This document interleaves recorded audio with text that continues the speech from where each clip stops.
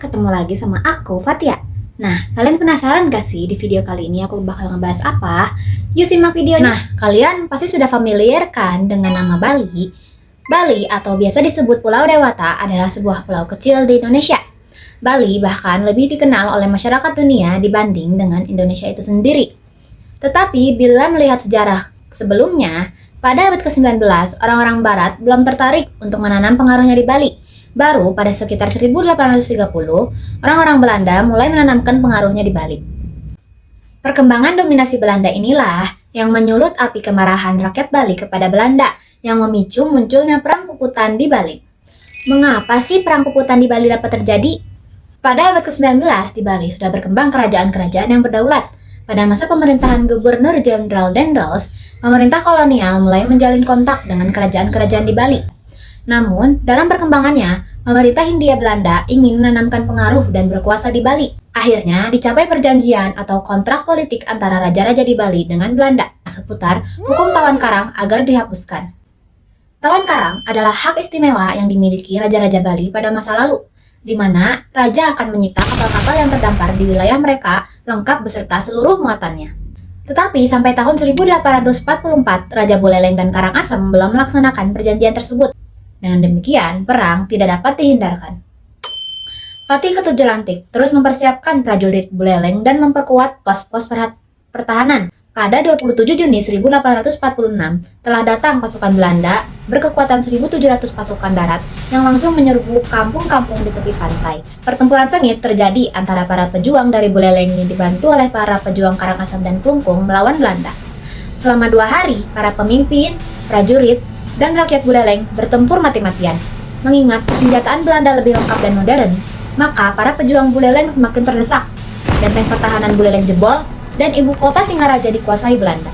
Raja dan Patih Ketut Jelantik beserta pasukannya terpaksa mundur sampai ke desa Jagaraga. Raja dan Patih Ketut Jelantik memperkuat pasukannya. Di Jagaraga dibangun benteng pertahanan yang kuat, bagaikan gelar supit urang.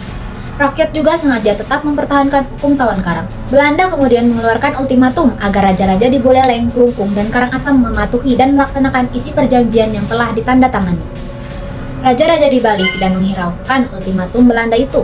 Rakyat justru dipersiapkan untuk melawan kekejaman Belanda. Raja Buleleng kemudian mengirim kurir untuk meminta bantuan pasukan dari kerajaan-kerajaan lain di Bali.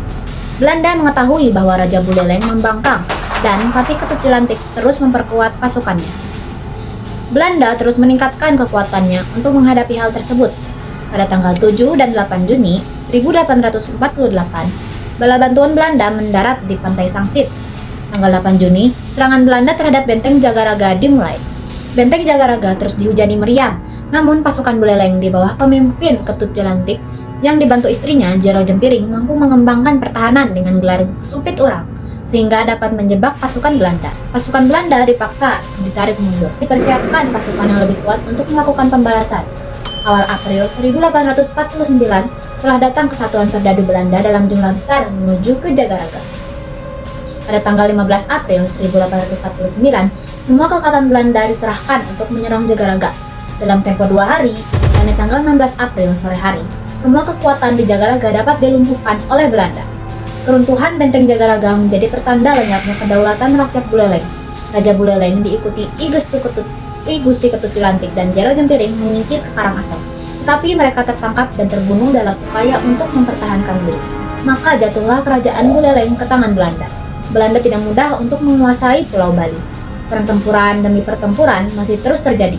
Tahun 1906 terjadi Perang Puputan di Badung.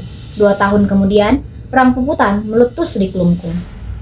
Nah, itu dia kisah Perang Puputan di Bali. Sesuai dengan namanya ya, Puputan, yang artinya perang habis-habisan.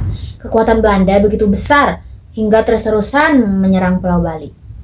Jadi gitu ceritanya perlawanan di Bali. Sampai jumpa di video sejarah selanjutnya. Sampai ketemu lagi sobat sejarah.